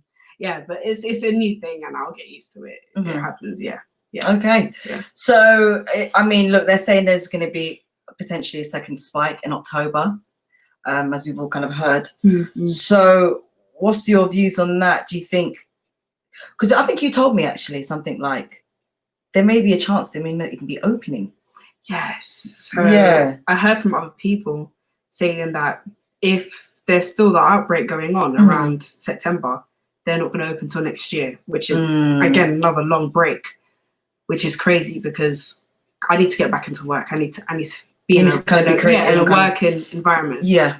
For me to be able to even feel like I want to do this, you know what I mean? So it was I hope that doesn't happen. I hope we do start in September. Yeah, of course. That'd be good. Okay, Jasmine, and so I just want to ask a question in terms of if you guys don't go back in September and you've got that year-long break, I mean, would that put you off even going? Going maybe, but like to do with the film work, no, that will still be there. I'm still obviously going to be trying to do some other work on the side, but it definitely will put me off because firstly the outbreak has happened and it makes me feel cautious of even going near people. And in that kind of big space, there's a lot of people going to university, especially Brunel. I wouldn't want to be around that. And then secondly, I have to get used to all of seeing new people as well. So I just it's all kind of a scary experience. It'll be very scary. Very scary. No, I get that. Very scary. All right, Jasmine. And to conclude, what are your final aims? I mean, what's your aspirations in this life of yours? So the big world. Yeah. So I do want to come out after university and possibly go to film school. If not, then I want to start being a runner. For other directors because I want to be a director.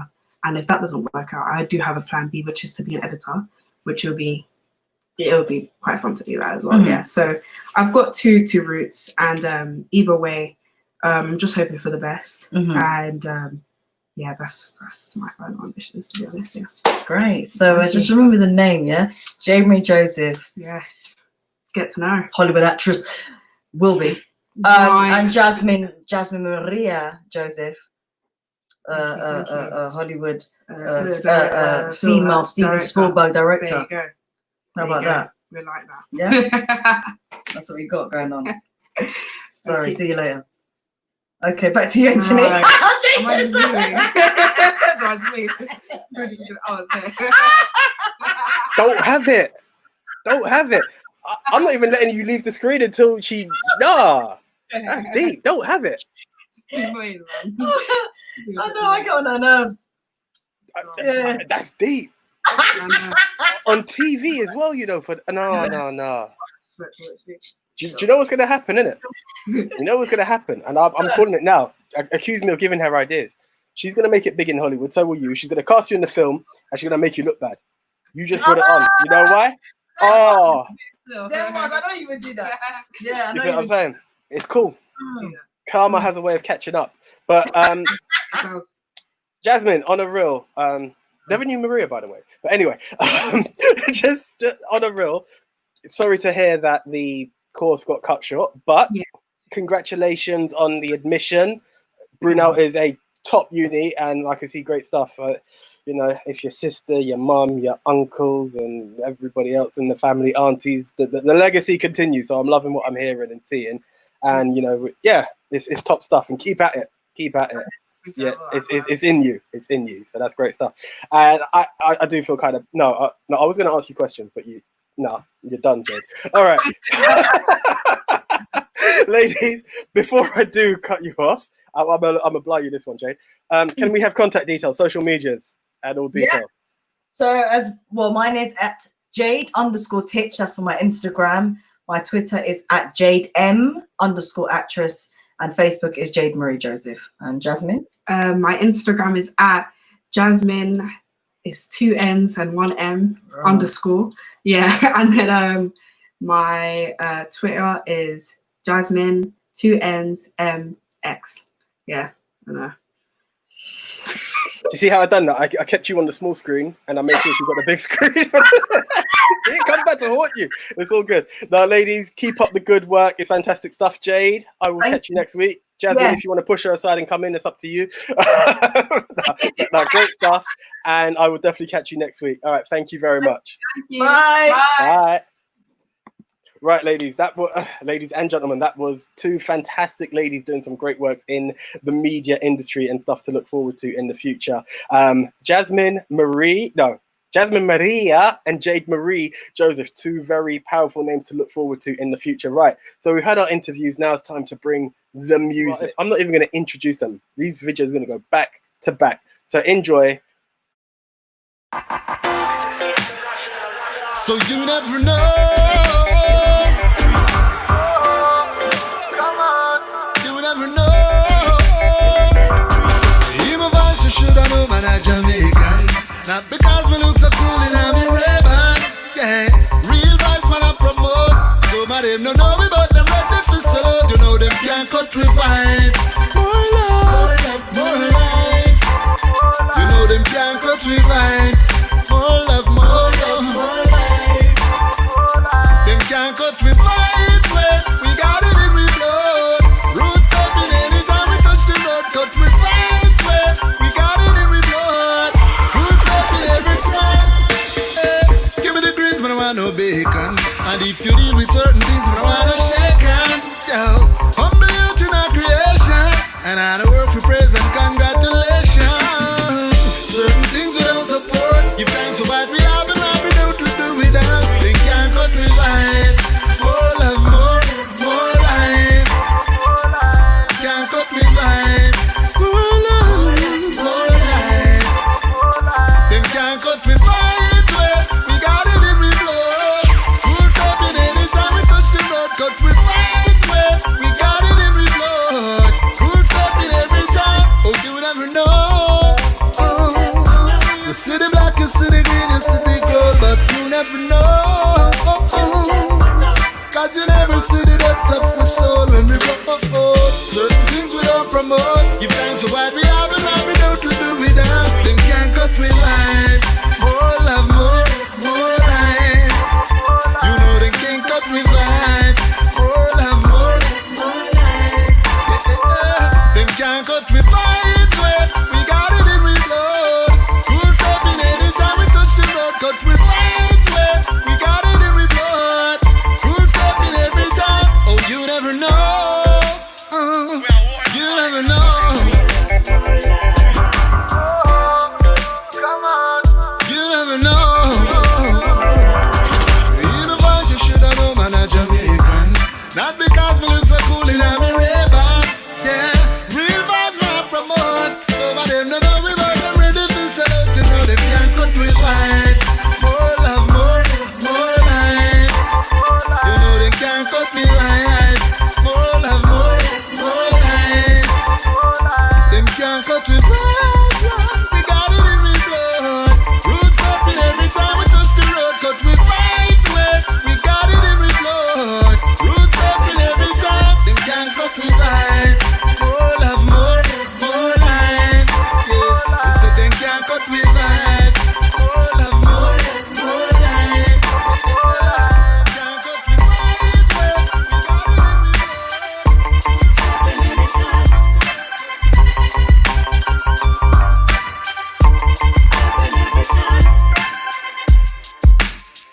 More love, more life.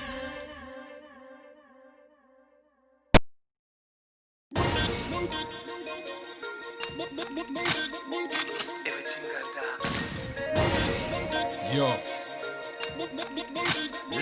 Yo. I guess the blind leading blind them. How it's coming like we not see the signs them. Hear me though. Listen. Check. Can a man feel the pain of a mother's loss when a son shot and died? Burning fire in her soul, she hold her belly and cry. Many things said and done, she's left asking the question why. One shot her back, so them attack, and a light up the night. Yo, mother's still stressing, cause sons are still dead in. Crazy bad minds spreading, that's dead end heading. The violence ain't lesson, guess we ain't learning our lessons. In my life, I've been to more funerals than weddings. What? Wait, wedding? Roll up, sick of these black clothes, bruv. Got a bin I can throw them. The system got us so stuck. Is this how they broke us? Man would rather poke up than see a bro and show love. Throw up gang signs, but miss the signs life's throwing. Walking round asleep with your eyes wide open. Ears turn deaf when words of the wise are spoken. Guess ignorance is bliss until another life's stolen. Or is it happiness? They're my teeth, they're my teeth. Watch out for fake friends, they'll draw you out like Brie Monday. In case you not believe, check how many dead over a next man's beef. It's real. A long time we hear the warning, can't heed the calling. Tired of the warring, a bag of man them falling. A long time we hear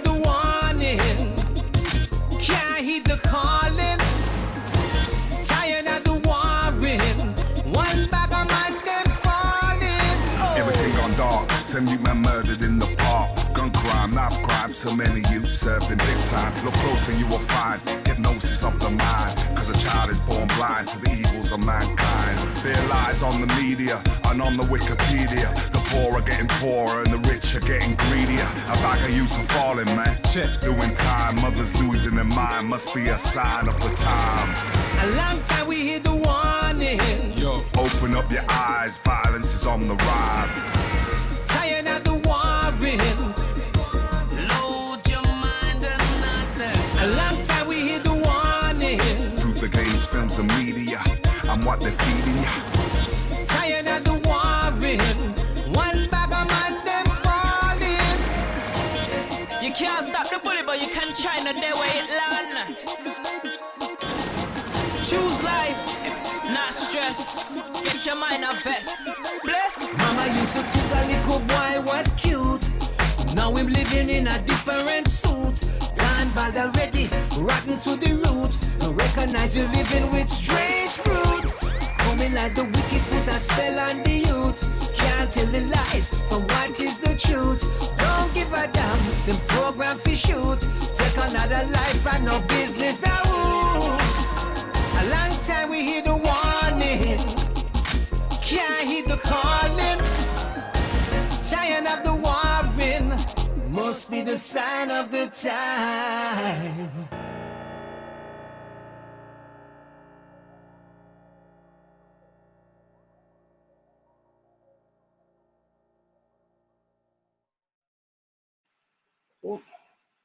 Right, so big stuff from Tanai Brown, and it was a pleasure to play this one, Warning. Quite fitting for this time, if you ask me. It's one of those tracks that you can really appreciate and we can really get into. And right, what I will do at this time, before I do bring in our last track, I will bring back the lady who has been entertaining you from the top to Entertainment Corner, Miss Pam Joseph. Hello, Pam. Yeah, whoa. What was that all about? What was what all about? Who was that? Who were they? Hey. Listen. It's up to you if you want to play. Don't know who they are, because when I see Hollywood stars on the floor, I want my autograph and to be remembered. Right there. I need a second piano. Manager. Oh, okay. Oh, you remember them quick, isn't it? Right. Oh my gosh. What a very thing. Oh, absolutely fantastic. I mean, obviously my daughters shine, and it was great to hear from the perspective of college uni students. Absolutely fantastic to hear the feelings and vibes of it all, you know, putting that work in for most of the term. This happened, and you know, the COVID just crashed everything, but then at the same time it also moved along things very swiftly. You heard about the uni. So you know what, a lot of the students out there are going through some bad times, but they're also seeing a positive move there with it, because they're in. Most of them are in. Most of her college friends are in. Yeah. No, that's great. No, it's such a challenging time. It's some of it is a new normal that you can accept. Others are just like, wow. And I'm thankful that, okay, there are some stuff that you may not agree with, and you know, other stuff you do agree with. This was one of the positives to see that the young, hard-working youth of today, I feel so odd saying that, but they are being recognized and get to progress in their career. Sorry, excuse me. In this current time. So no, congratulations to them, and keep it going, all of you guys out there who are watching. I'm hearing you talking to DJ Kutt. I did. I mean, oh my gosh, first of all, he's Atlanta draw, you know, but he's very positive. He's on it. Yeah. And the brothers, the family. I know. It's a big move. It's a big movement. You've got to just show. I mean, your daughters are showing it. You know, a family link just keeps it going. I am lucky enough to be able to quote Jade-Marie designers at time. You know, I have to say the Jordans and the Josephs. Indeed. There you go. That's the one. It's a double J attack. Beware. Don't flex with the double J. Hey, you see it. And there's a small island that can, you know, bring it all together. St. Lucie. There you go. So, hey, this is the way the world works. World works. But no, I love my plug. It's big. I like the fact that they cover all aspects. So, you know, to anyone who is out there, do just pay attention that, You know, okay, even if you're an artist who feels like you've got some music out there and you don't know where to go, publishing, music videos. There's so many different angles at which you could be approached to, and they're global. Yeah. What can I say? And what I love about it, Anthony, is that because we don't have many things, to be honest with you, platforms going on our shores here, it's great to get a connection, and we can start that going on. You know, indeed. I know Jay-Z has started his own individual thing going on, but if we can, has a group lifestyle, and then connect with, you know, I love my plug. Wow. But do you know what? That is the thing. They are the plug. They have made a connection between the US and the UK. What more can you ask for? You know, it's something to be out there for. And who knows? This is the beginning steps of something huge, as far as I can see. Definitely. You know, it's the way it's all about. This is what it's about. It's about seeing that you both have pieces to a puzzle and just joining them and making it happen. Yeah. I love it. I love it. No shadow of a doubt. So now we got to get back to reality. We got to do the competition. Now, Anthony, don't let me down this time now. We got to announce. I never let you down last time. I said the answer. Announce the winner right off last time. Now, I can truly say to you, I remember my question. Okay. Now, my question was, we had the Mad Professor on. He created a record label. And I said, what is the name of that record? Yeah. Right, okay, now let's play another game. Let's see if I can answer your question. Let's see if you can answer mine. I'm bad at it. No, go on. And the answer was? The answer is Rariwa. Indeed it was. Rariwa. The home of Lovers Rock. Yeah, and many other reggae. Yes, yeah. And many other UK sounds. Got a shout out, a big plug to the Mad Professor family. Again, another family connection who have done some great stuff over the years. And so many hit tracks along the way that we have to thank them for. Yeah, that winner goes out to Debbie Melcher from Ilford. Yes. For Debbie Melcher from Ilford, that one. Debbie Melcher from Ilford. Your question for the Lusters. We were celebrating Father's Day. And Indeed we were. Yeah, a question for that one. Look at that package. Oh, aren't you jealous? I am jealous because I didn't get to use it. Okay, the question was, we had musical sensation Brian Art, and he featured in a film. He said, "Blink and you miss it," but it was prominent, and he trained Emil Amin to get the accent right. What was the name of that film? The Idris Elba produced film.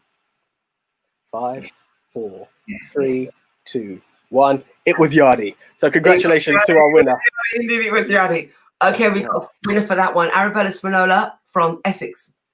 Hey. The east side of town is doing it this week. Well done to you both. I love it. Great stuff. Congratulations. And also females. Because females are paying more attention. Should I bring DJ Kutt back in? Should I bring David back in? Should I bring Paul back in? I'm sure one of these guys have got my back somewhere. Yeah. And again, just want to put a big shout out to everyone this week. Like, it's been a really powerful show. Mix Master, I paid attention. I saw him in there. Everyone. So it's been a really good one. Really appreciate it. And so we got to say thank you to Dalgety Teas, and that's going to keep rolling on. And Lusters, definitely rolling on with those. I think we can roll on with Lusters because I think they're loving the fact that so many people are coming through for the competition. So we're going to roll on with Lusters as well.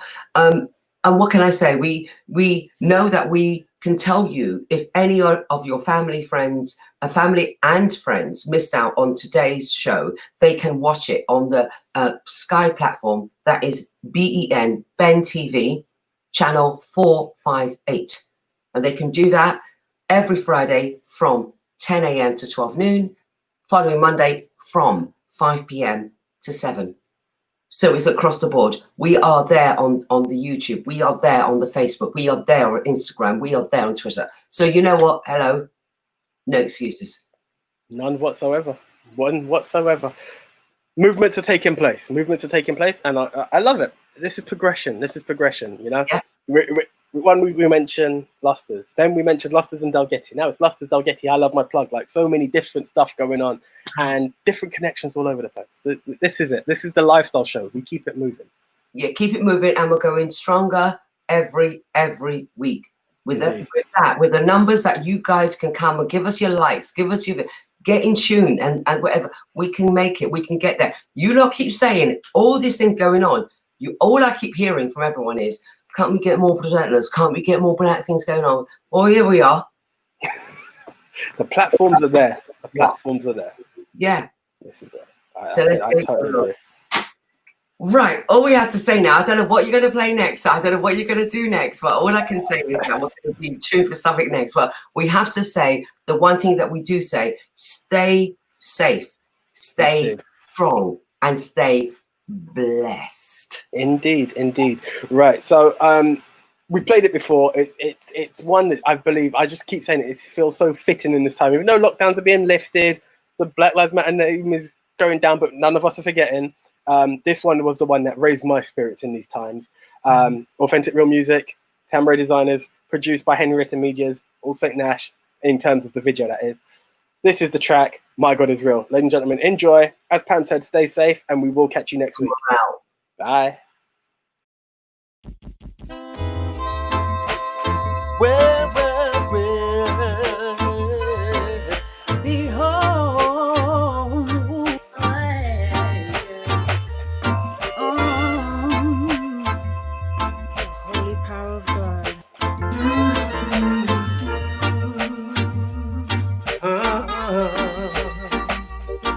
Every breath that I take, every step that I make, everything I partake, I do it with Jah Jah.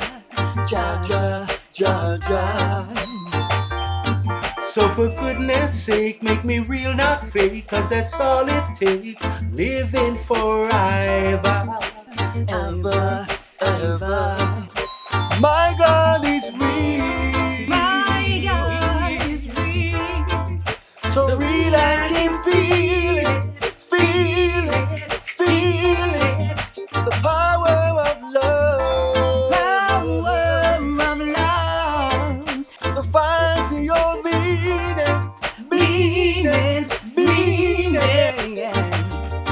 I read a chapter a day, keep the devil at bay, obstacles in my way, move them out, Jah Jah.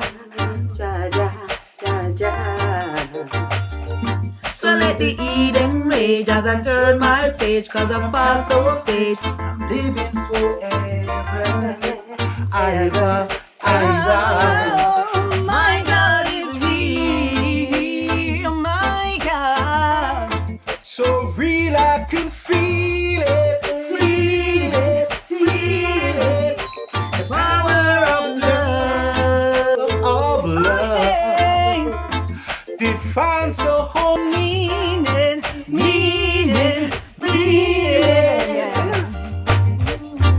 Do good and good will follow you. according to your words, Your rewards is due. I'm blessed, and how about you? I know that I'm inducted, the chosen few. See God, you shall not be removed. The wicked will not fight you, but you just can't lose. Just can't lose. You just can't lose.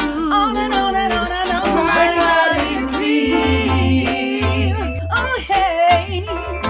So real I can feel it. Feel it.